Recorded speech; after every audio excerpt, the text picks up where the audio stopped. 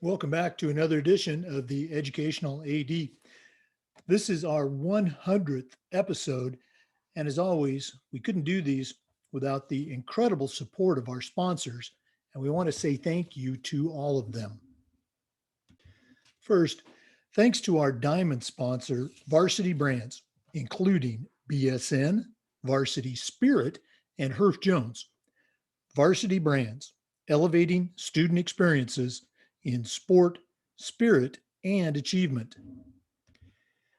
We also want to thank our platinum sponsors, including Camp Mobile, where leaders communicate better, Hometown Ticketing, simple and easy online ticketing, Vital Signs, bring student achievements to life, Gipper, sports graphics made incredibly simple, and Ephesus Lighting, innovating a brighter future at every level.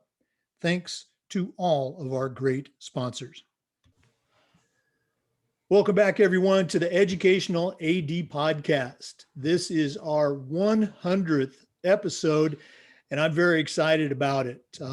We're getting a 2-for-1 today. We've got two great athletic directors from the state of Georgia, and you can thank them or blame them for the Educational AD Podcast because they were so nice and so professional to me as a guest several months ago that I decided to start my own podcast. So I want to welcome Don Baker and Josh Matthews. Don is a certified athletic administrator, and he's the district AD for Cobb County Schools in Georgia.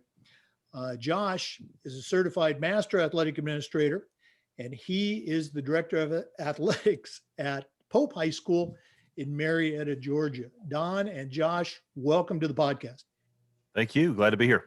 Yeah, thanks for having us. This is going to be fun. Okay, well, again, thank you for helping me get this started. As you know, we always like to let our listeners have a chance to get to know our guests. So Don, I'm going to have you go first. Tell us a little bit about yourself, where you grew up, where you went to college, and maybe how that love of sports led to a job in athletic administration. Sure. Originally from Valdosta, Georgia, in South Georgia. My father taught and coached football at Valdosta High School for over 30 years, and having a front row seat to that was just unbelievable. Having the winningest high school football program in the country, and being able to go to practice with them every day really kind of ingrained in me that love for the game of football, and then later coaching. Following high school, went to Georgia Southern in Statesboro, Georgia, was there for 3 years. And then the head coach at Valdosta, Mike O'Brien, who practically raised me, he was on staff with my dad.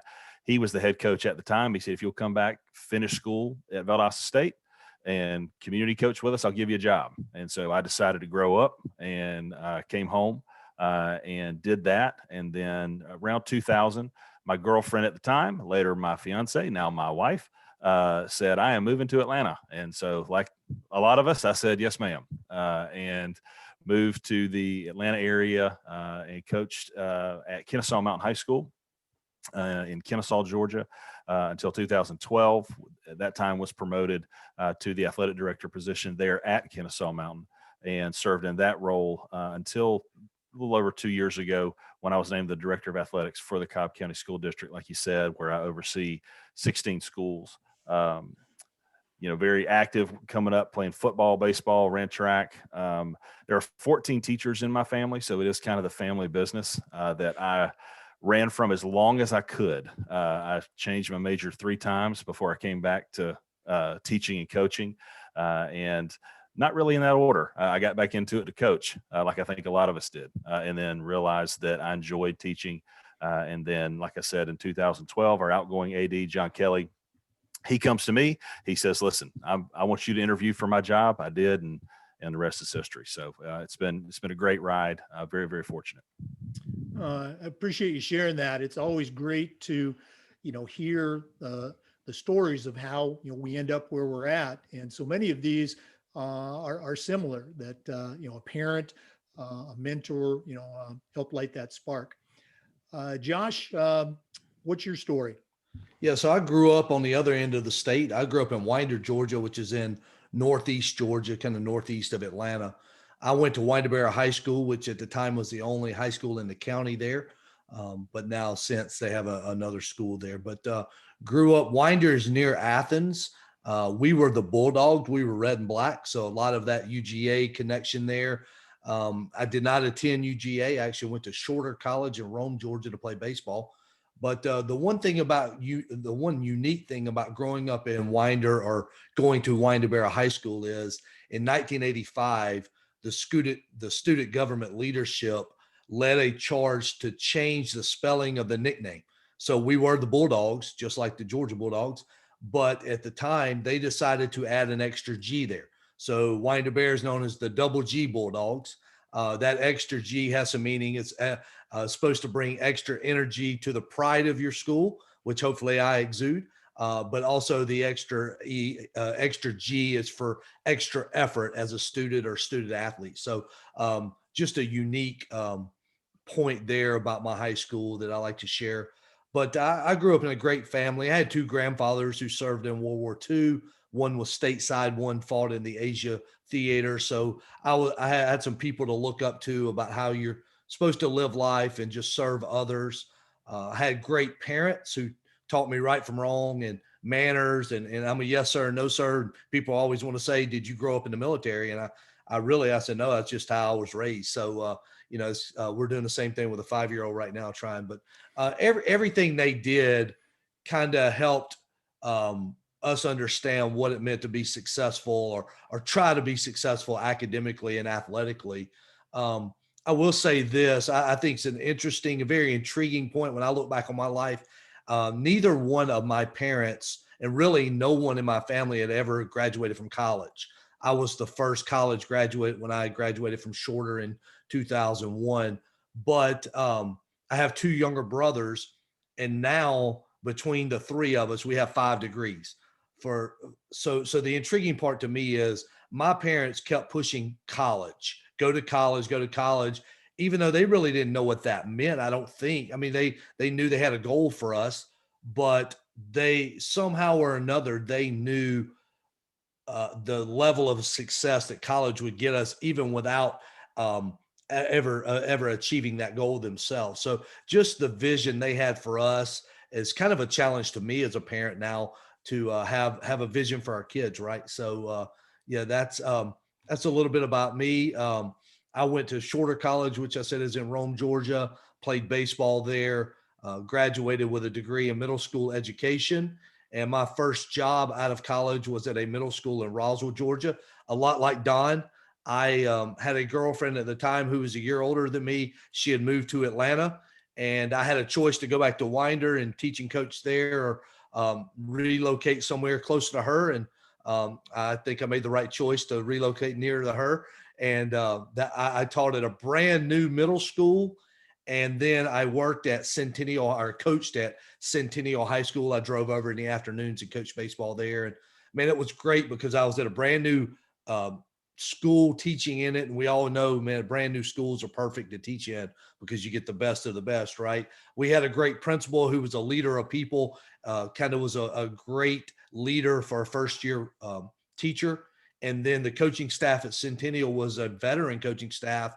And I'll talk about our AD in a little bit, but it was a veteran coaching staff that a first year, second year coach could learn a lot from. So I was blessed to kind of fall into a great situation right out of college there. Again, I just love listening to these stories. And I've been fortunate enough to be a part of 2 startups for private schools. And you're right, that's just so exciting, to be there at the very beginning, hire the coaches, choose colors, start those traditions. It's very cool. Both of you touched a little bit on our next topic, mentoring. In our profession, we talk about the importance of leadership and mentoring that next generation.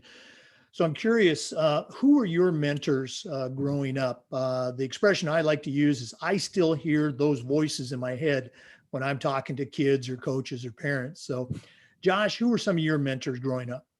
Yeah, so like I said, I played baseball. I played a little bit of basketball growing up, but once I got to high school, I kind of settled on baseball. I wasn't very good, so I needed to play and practice as much as I could, and that's what I decided to do.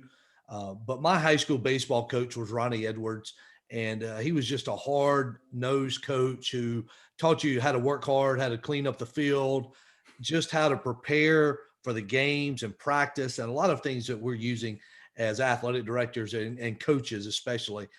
Then I moved on to Shorter College and played for Ricky Latanzi, and Matt Larry was the head coach there. Still stay in touch with Coach Larry.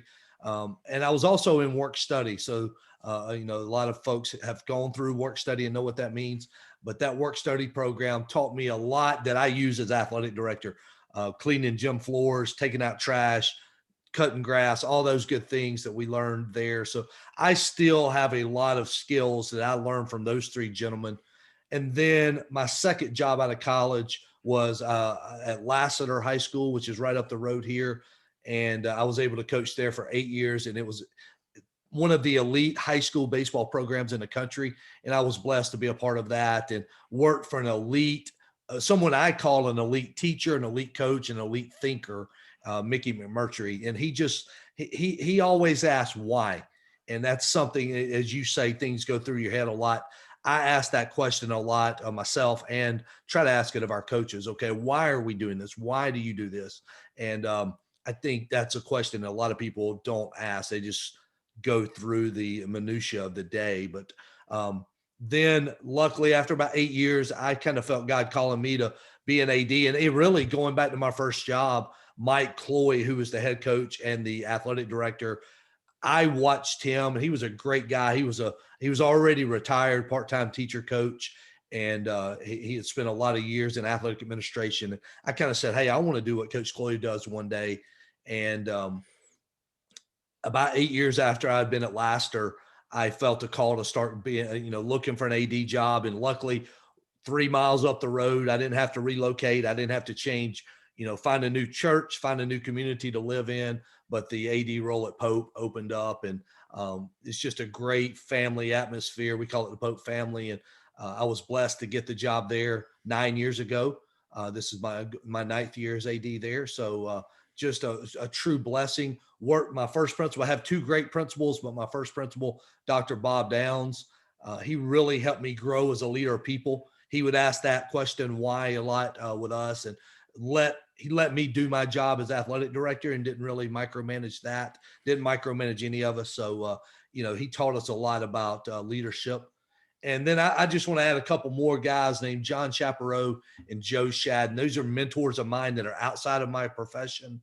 And I just can't recommend that all men and leaders find one or two people to be mentors and friends, but mentor first, that they can, help you through situations. And these two gentlemen, John and Joe, are huge mentors of mine now as I walk through life situations as an athletic administrator, as a husband, as a father, and a person. So.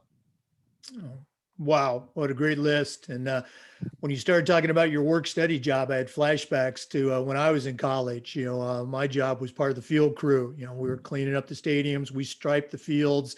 So those skills definitely came in handy later on as an AD. Yeah, I remember vividly having a jackhammer in center field of our brand new baseball field, jackhammering a rock that had to come up. And that was not, I don't think I got credit for that. That wasn't any class we were taking. That was just, hey, man, get out here at 1:00. We got work to do. So yeah, they should have put a plaque up for you there. Okay. No, I was just holding that jackhammer, man. Don, whose voices do you hear when you're doing your job? Yeah, two of mine are really close. My mother is the best manager of people that I have ever been around as a lifetime educator, middle school educator. And then my father is the greatest motivator of people that I have ever been around. So I was really fortunate to have both of those people under the same roof and to learn from them. I still learn from them when I have issues that come about that I feel like have to be bounced off someone outside of my circle here. Those are the first people that I call. In addition to that, being coached by the legendary Nick Hyder at Valdosta High School. A lot of people don't know that before we would have practice, he would gather us all up and he would speak to us for sometimes over an hour before we even started practice. And I know, Jake, you understand this, but Valdosta in August and September, it's only about 115 degrees on any given afternoon. And as a high school kid, I would sit there and just think, can we just practice? Can we please practice? You know, you could boil an egg on the track. Can we please just, just get to practice? But then as I grew up and as I became an adult and as I got married and as I became a father, I started to hear him, and I still do. To this day, the lessons that he taught us are just kind of ingrained, not just in me, but everybody that came through that program. My last principal, Dr. Mark Trachtenbroit, was a great mentor of mine. I still talk to him a good bit. He had been an AD prior to becoming a principal, and that was great because I could go into the principal's office and he had been through those same battles that I had been through, and he was able to kind of advise me. And I still, am in touch with him. And then my current direct report is another former principal of mine, Dr. Kevin Daniel. He is our district chief of staff. And as a former principal, we share a wall. His office is literally right next to mine. And having that point of view of a principal, sometimes it's very easy as athletic directors for us to get caught up in seeing the world from an athletic director perspective or a coach perspective. And it helps to have that principal resource where you can go in and I preach all the time, see the forest instead of your tree. And sometimes I need to be told that too. And he does a really good job in helping me with that. Again, I love listening to this, and it's a great reminder, for our listeners and for us that, we didn't get here by ourselves. There were people that, helped us, pushed us, allowed us to see further. So Jay, can I add to that? Because sure. We had a quote on our show from Doug Kilgore, who we all respect and know, but he said, "We warm by fires others built." And I just remember that quote. And it like you said, there's people that came before us that made this possible for us. Oh, without a doubt. For our listeners, Josh just mentioned their show. If you don't know, Don and Josh are the hosts and creators of one of the very best athletic director focused podcast, Hangin with the AD. And we're going to go off script here just a little bit. Don, I guess we'll start with you. How did you two get together? How did you two come up with the idea of putting on what has become, as I said, a very, very successful and highly listened to podcast? Yeah, well, I appreciate you saying that. And thank you again, officially, for taking a chance on us when we called you. And we're looking forward to airing that episode here in 2021. And Josh and I really had the same idea about the same time. We were just having a conversation about, wouldn't it be neat if we could just record conversations that we have with other athletic directors? It's stuff that we're already doing anyway, and then put it out there for everybody to see if it's something that would stick. And we feel like it's been, really well received. We really, just today released our year in review episode where we touched back on some of the highlights from this year. We just had a really good time doing it. But yeah, it was just one of those kind of deals. We both had a similar idea about the same time, and rather than, jumping off the high dive alone, we jumped off together. So it's been fun. Mm-hmm. Josh, what's your take on how it all started? Yeah, a lot like what Don said. We kind of had a similar idea. I had a goal as an athletic director when I started 9 years ago to sit down with another AD every summer.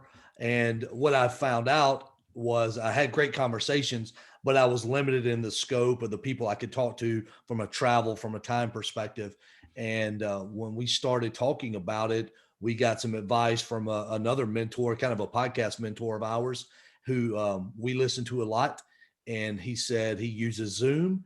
And this was actually before COVID. So we started in the Zoom world and realized, hey, we can reach out just like we're doing today to Tallahassee or to wherever, and talk to anybody that will talk to us. And once again, we are looking forward to airing our episode with you, Jake, and later in 2021. And we're glad that you were willing to sit down with us along with so many others. And we just turned conversations into audio conversations or audio, the podcast. And that's kind of taken off. And we've been very blessed with the availability of guests. I think just like you have, and it's amazing how willing people are to share their secrets, their experiences, and the lessons that they've learned through their years and whatever leadership that they've served in. No, you kept saying conversations, and I think that was one of the things that was key for me is listening to your conversations as well as some of the other podcasts. It was just so natural, and you both are very active at state and national level, and taking an LTI course is great, and taking a workshop's great, but a lot of time those best ideas, those best practices come up when you're sitting around a table, maybe having a beverage with 3 or 4 other athletic directors. And so, again, you guys were just so, I just felt so natural talking with you guys. I said, the light bulb came on, and I said, this is something I can do for my year as president of FIAAA, and who knows, maybe beyond. But again, thanks for doing that. Okay. Josh, let's go and jump into our next segment. One of the things that we try to do is share this idea of best practices. So looking at, your career as an athletic administrator, you've been in a couple different schools. You've certainly seen a lot of different programs. What are 1 or 2 things that you're particularly proud of at your school? Something that you would say, boy, we do this better than anybody in Georgia, maybe anybody in the nation. Oh man, I'm not sure we do anything better than anybody, but we try to do some things different. And like I said, Pope's a very family oriented place. I think we try to put on great events with what we have, that we try to prepare. It's one thing I've tried to instill in our coaches. You can't just show up and open the doors and say, come on in. We want to prepare ahead of time. But a couple things that we do.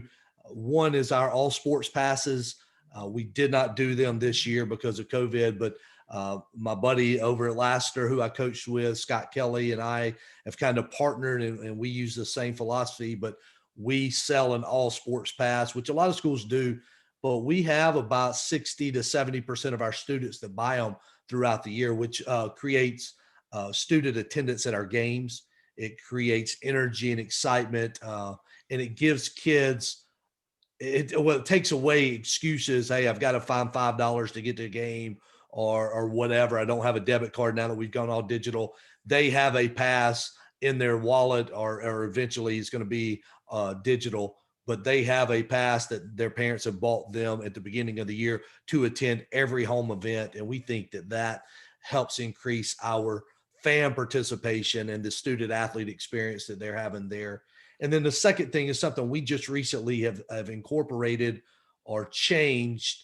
And that is we've gone away from just having a football coach do weight training. We have a very energetic, young strength and conditioning guy. His name is Jared Johnson. He's our head track coach and he helps out with football. But I'll tell you what he does best is the training of our athletes. And we've called that position now starting this year. He's the director of athletic performance. So he's not the strength and conditioning guy because they do so much more than that. He's not a football guy teaching football weights. We use a program called Team Builder. So every kid can have their own individual workout within a system and they can stay on it, whether they're in season, preseason or postseason, wherever they are in their calendar. And he is phenomenal. I just went and heard him speak to a group of other strength and conditioning guys, performance directors right before Christmas. And the study, he has a master's in strength and conditioning and spent about 300 or 400 hours during COVID trying to get more professional development. So that role has evolved and we're trying to keep up with the college ranks there, but we have changed it to call it the director of athletic performance. I'm really glad you mentioned that. Both those ideas. We have, as a private school, our kids, as part of their tuition, they get to go to all the games. But when we instituted an all sports pass 4 years ago for our parents, they loved it. I probably got more thank yous for that than almost anything I ever did. So now they didn't have to buy a football season ticket and then a basketball season ticket. So great ideas. And I'm right with you on the strength and conditioning coach. We still call ours that, but it's a full-time position. coaches, all sports, coaches, boys and girls. And I certainly think it's a key to some of the successes that we've had. Don, what are some of the things that you're really proud of with your schools, or maybe an idea that you helped initiate and bring to fruition? Well, still working on stuff like that. This being year two with me, one of the things, I feel like you have to have the mindset that we're always in process. We are always trying to learn. We're always trying to grow. That's the beauty of podcasts like this. That's part of what we're trying to do. But I think that as a district level AD, if you don't put time and effort into an aspiring AD cohort, you're really missing out, because in the last year and a half to 2 years, we have almost replaced half of our ADs. And it's not digging ditches, but it's hard work, and it's not. Everybody can't do it for an extended period of time, or nor do they want to. And you have to make sure that when you have an opening, you have someone who you can plug in there that can keep that train rolling and improve on it.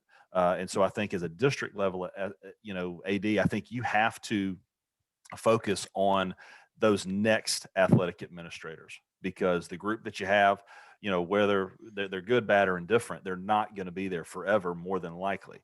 I am of the mindset that I want people to be ADs that want to be ADs. I don't want you to take this position so that you can become a principal. I don't want this to be a stepping stone for you. I want you to love this job. I want you to do this job, because it's what you want to do and what you feel called to do. And so by having those cohorts, you're finding those individuals. You're vetting before you have to, and you kind of are one step ahead of the game when you do have an opening. And then one of the guests that we had.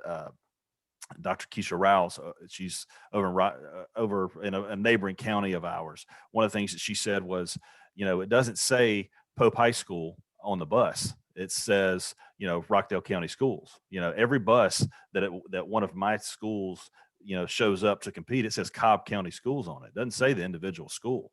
So they're representing me just as much as they're representing themselves.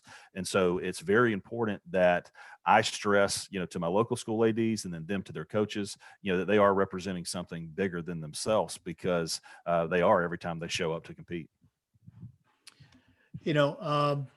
That branding, whether it's for a county or for a single high school like Maclay or Pope, I just think is so very important. You're right.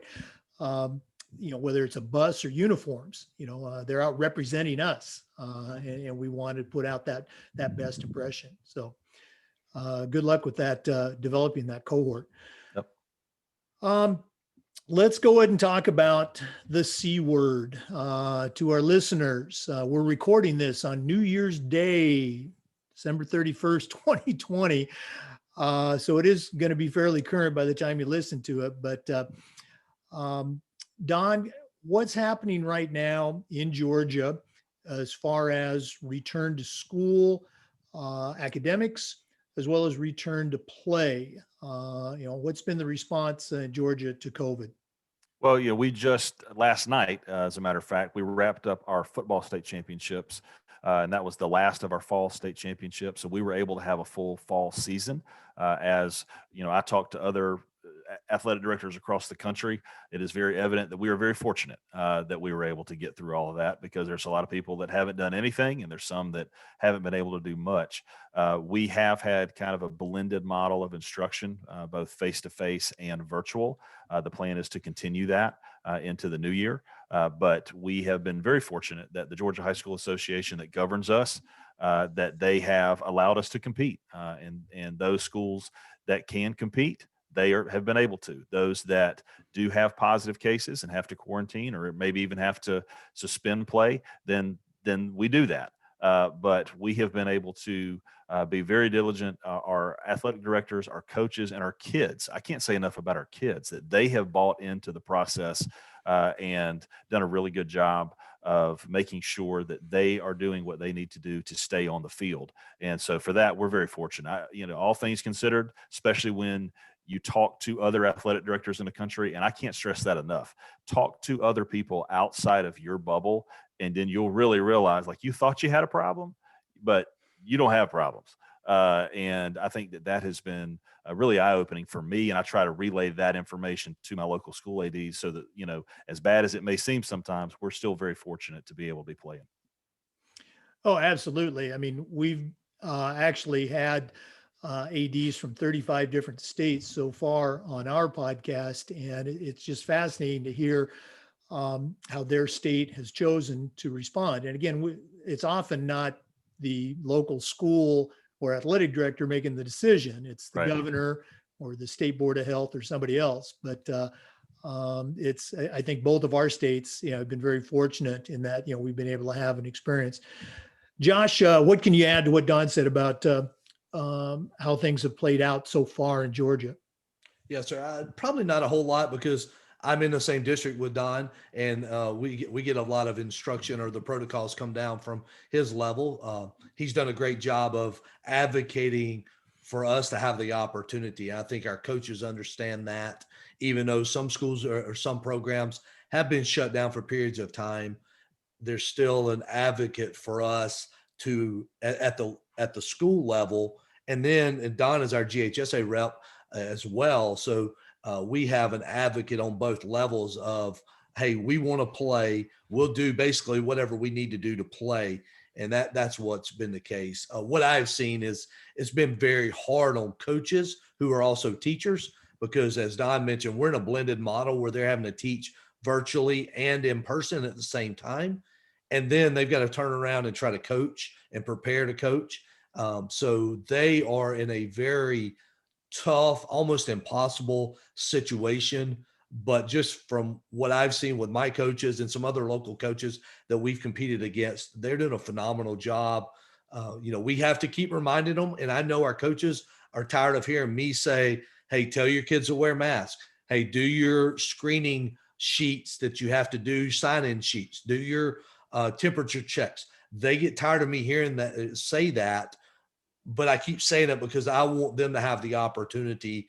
And I know that's, not the number one thing in their world. It's not something they learned in coaching school, right? And it is something easy to forget because you're trying to win a game.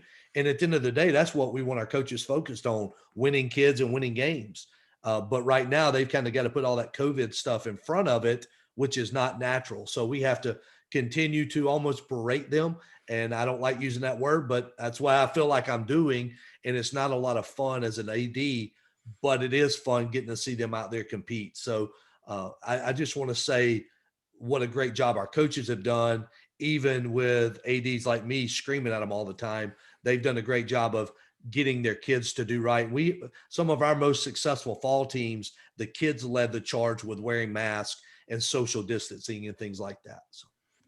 Absolutely spot on. And again, it's that balance between, patting somebody on the back and kicking them in the butt as far as, hey, we want to keep this going. We want to keep playing, don't mess it up for somebody else. And, that's the same message we've been trying to send out is, hey, let's keep it going. Let's not experience what we did last spring where we got no sports. Nobody wants that.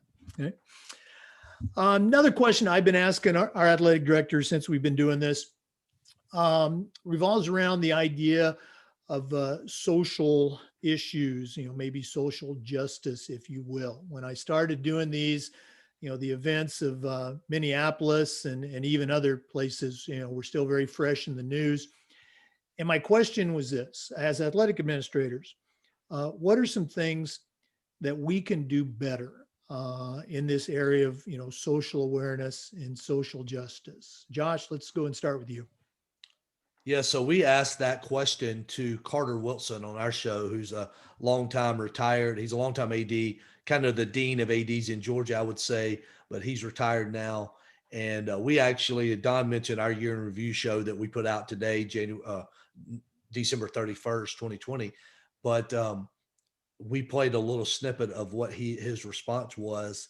And it just goes back. We talked about it with our coaches this year. The biggest thing is listen and do something. So listen to what's going on, listen to your athletes, listen to your other coaches, listen to other coaches on your staff, because a lot of times we have blinders on. Once again, coaches are trying to win games and win kids, and they don't necessarily see everything as what it really is. We talk about perception. Is it perceived or is it realistic? And, I want our guys to have a realistic perception of what's going on. I want that same thing for myself of what's going on in our programs. And I think we can only do that if we listen and then we follow that up with doing something. If we listen and don't act, then we've gotten a little smarter, a little wiser, but we haven't changed anything. We haven't made any change. And I think our kids want to see change where change needs to happen. And from what we have learned this past year, I think my suggestion or my advice would be, and this is something I'm trying to do as the leader of our staff and our community, is listen to what we need to hear and then do something about it. How can we foster change in areas that need to be changed? Yeah, you're right. Positive action, goes a long, long way. Don, what are your thoughts on this subject? Yeah, I think Josh hit it right on the head. We talked to Carter Wilson, who is an African-American athletic administrator. Ultimately it boils down to, like he said, listening. We say, how many times have we said that going into like a parent conference, or, sometimes people just want to be heard. Just let them vent, listen to them, and then maybe we can grow from that. It's the exact same concept, but ultimately be better. Just be better. And one of the things that he mentioned, this idea of action, but act when you don't necessarily have to. Well, when you're in a meeting and something is said and that it's something that probably isn't right on time, well, but you normally, or maybe you do, but a lot of people don't. You're not in mixed company, and so you don't say anything. You don't say, "Hey man, that's kind of messed up." Well, go ahead and do it, because it's the right thing to do. And I think that was something that he said whenever we talked to him. It hit me right between the eyes. It's no different than when we tell our kids, little eyes are watching you, or how do you act when nobody's watching you? I think that's more important. If we really want to make change, it's going to take a lot of us looking in the mirror and going, how can I be better? Yeah, absolutely. It sounds like our outgoing NIAAA president, Lannis Robinson's motto, be better. Yeah.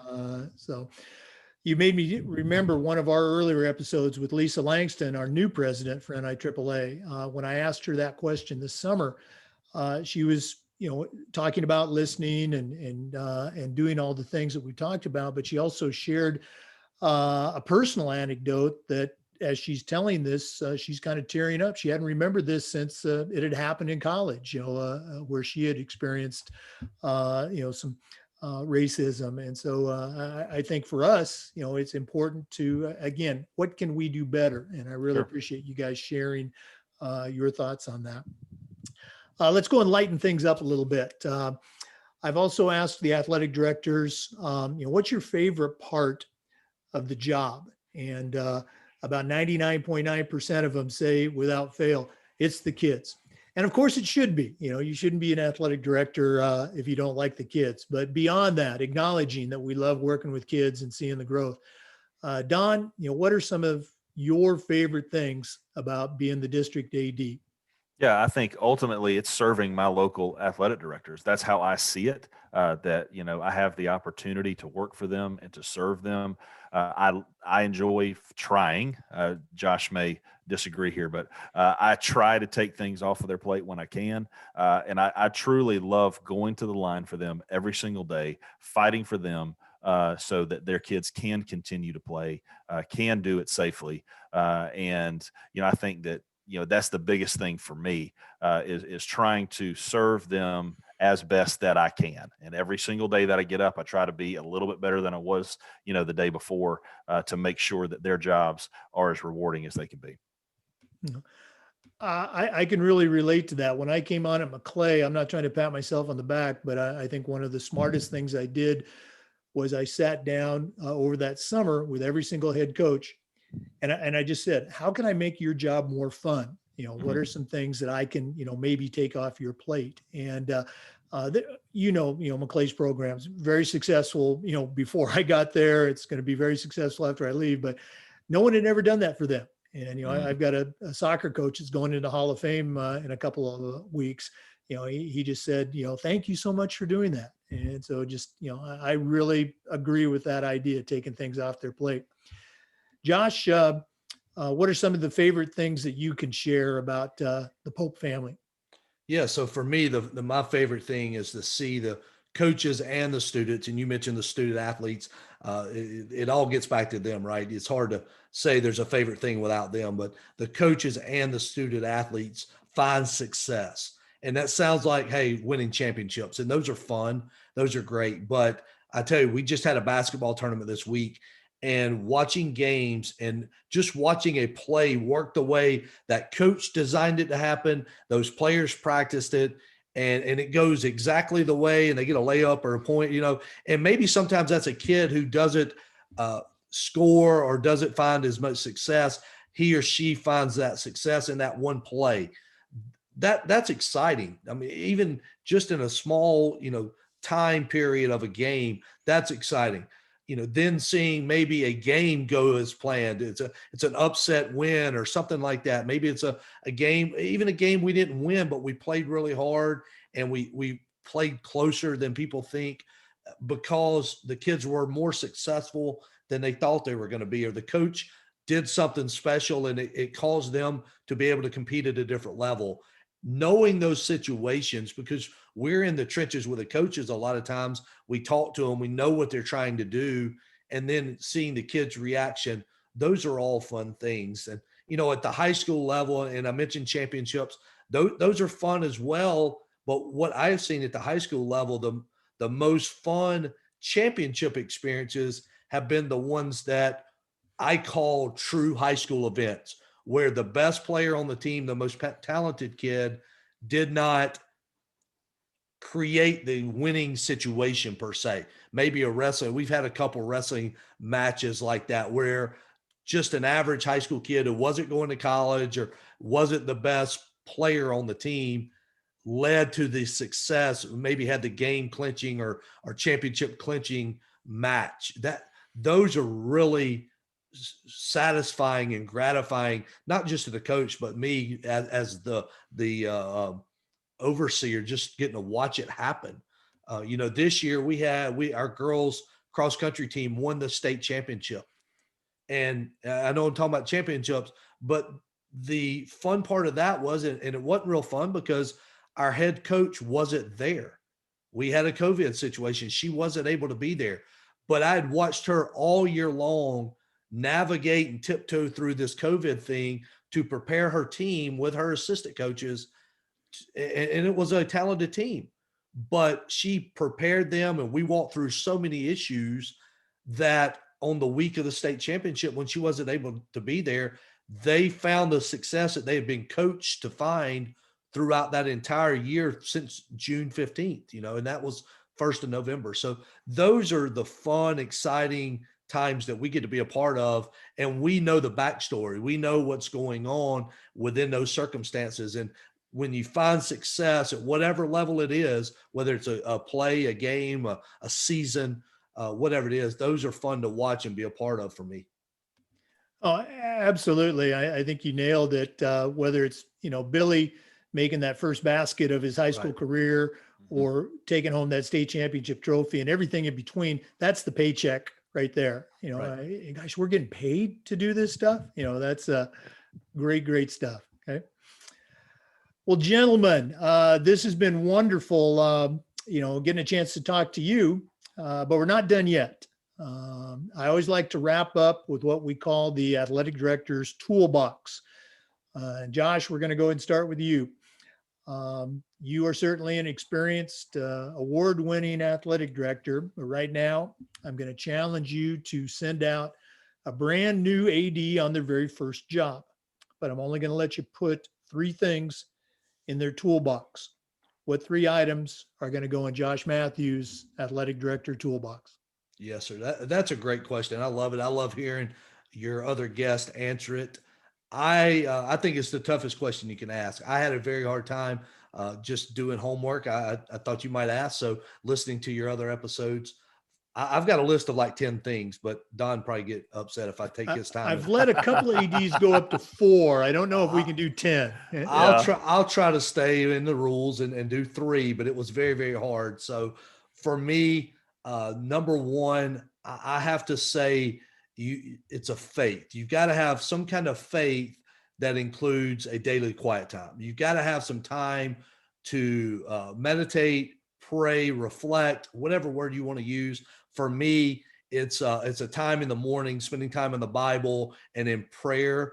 I actually rearranged my office during COVID. I brought in a chair that sits on the other side of my computer screen, so I can't see that. So that's where I do my daily quiet time and spend time with the Lord there. I'd recommend the book if someone's looking to organize your quiet time. I'm working through right now. It's a daily devotion book called Handbook to Leadership by Kenneth Boa.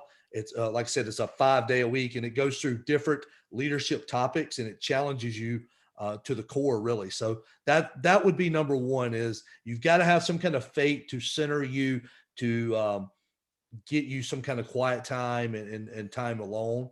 Number two, I think something that's changed the game for us at Pope and for me personally is to have a competent and driven or devoted assistant or secretary. I have my second secretary now.